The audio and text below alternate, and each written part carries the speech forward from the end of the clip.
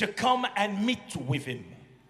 If you are here in such a gathering for the very first time, I want you to understand your steps have been coordinated by God. Amen. This is what I would have called in a natural and mere language. You have been set up. God wanted you to be here. Jesus Christ wanted you right where you are. There is no mistake in what has happened. And today I am anointed as a mere servant of God. My prayer has been the prayer of those who came before me. My prayer is not different than the prayer of John the Baptist. He who prophetically was sent to prepare the way for the Messiah. Toward the Messiah, pointing fingers to him, pointing men to him, he said, he must increase and I must decrease. Upon my decrease, he will increase. As a mere instrument, I said to God, just as we have seen the best praise and worship team to me ever. Glory to Jesus. I said, Lord, what a microphone represents to the speaker, make me your microphone. Lord, as a guitar in the hand of a musician gives a beautiful melody, Lord, may I be your guitar. So when you listen to me, please understand that the focus should not be me. The focus should be the one who sent me and is speaking through me. Amen. Glory to Jesus. His name is Jesus. He's a healer. He opens doors. He does wonders. And he will do just that for you and for me. I receive it. Well, if you don't mind, I want to read a story for you and with you, found in the book of John chapter 9. I will catch the story from verse 9, verse 10, and verse 11. In fact, I want you, if you may, that you read with me at a count of 3. 1, 2, and 3.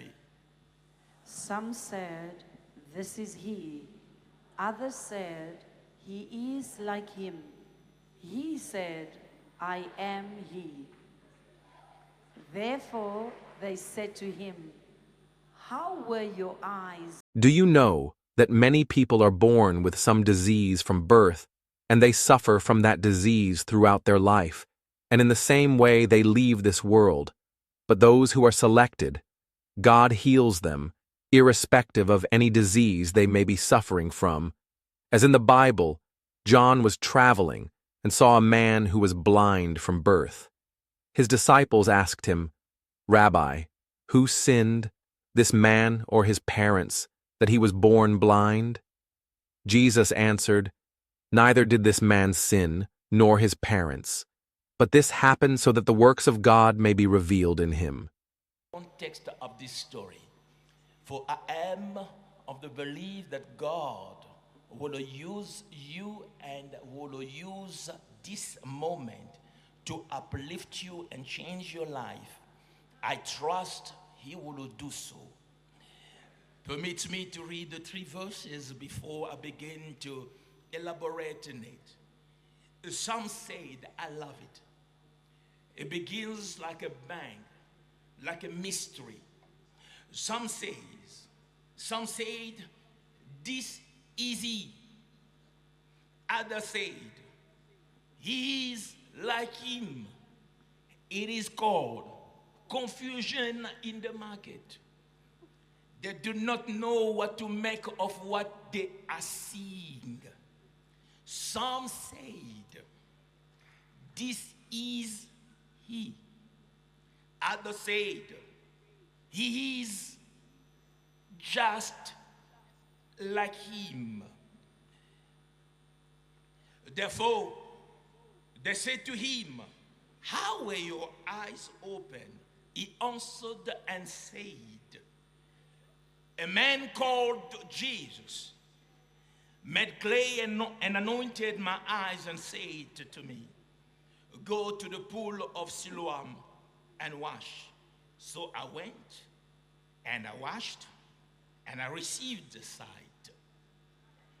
My precious in the Lord, as indicated before, we are in the story, a story that is reported as one that really happened. This is not one of the 39 parables that Jesus Christ had shared to illustrate some serious values for the kingdom. This is a report of one thing that really happened. The man we are speaking about is a man who was born blind. A man with an issue that was known by everyone. A man who has never seen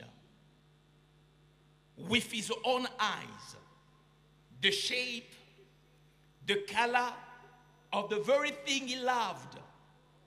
He has never seen his mother, never seen his father. If he had siblings, sisters, or brothers, he had never had the opportunity to check and see the details of the beauty of the eyes, the beauty of the smile.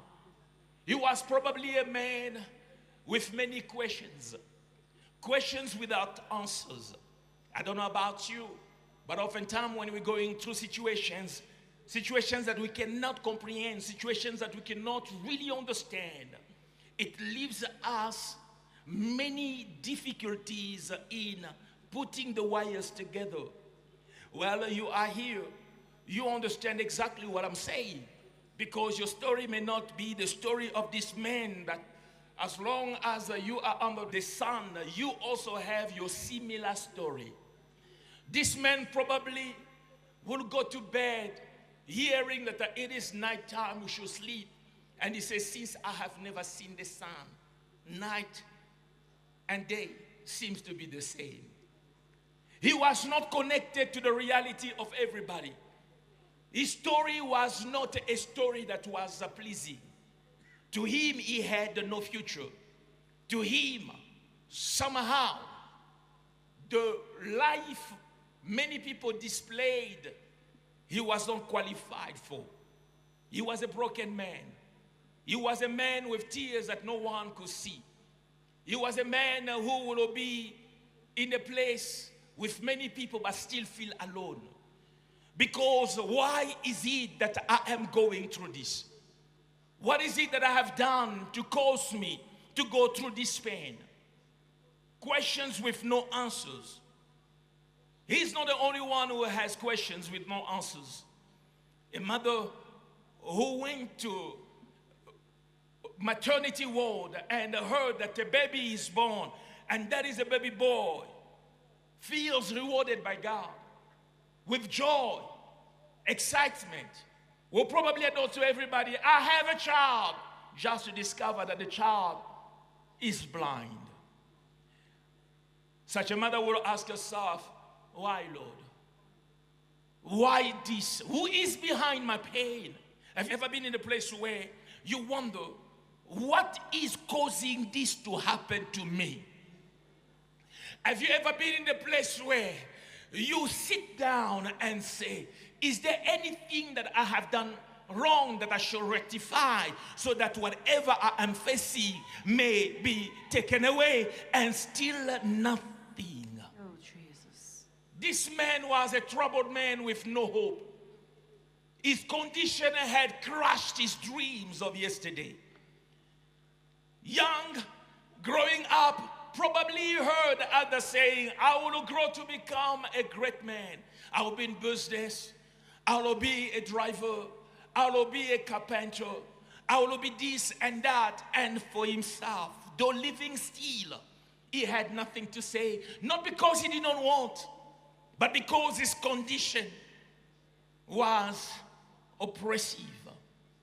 He had no opportunity. His life was done. His fate was set. Lord, why? Why? Oh, well, this was not just a question that crossed his mind and that caused him depression and caused him pain. This was also a question that his environment kept on asking, because looking at the ordeal of his life, everybody will say, whoa, this man is going through too much. There must be something behind this. Oh, well, this girl, look at her. She has lost it all. This man, look at what has happened. There is something behind. The very disciples of Jesus Christ went and appointed him and asked Jesus Christ concerning him, Lord, who sinned that this man may have been born blind?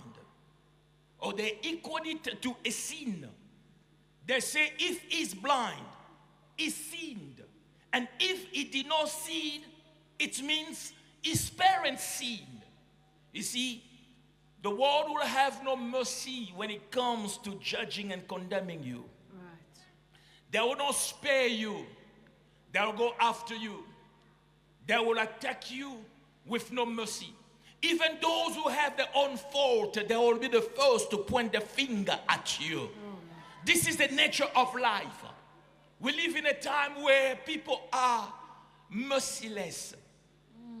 When they lash out at you, they do not consider whether this will affect you today and tomorrow.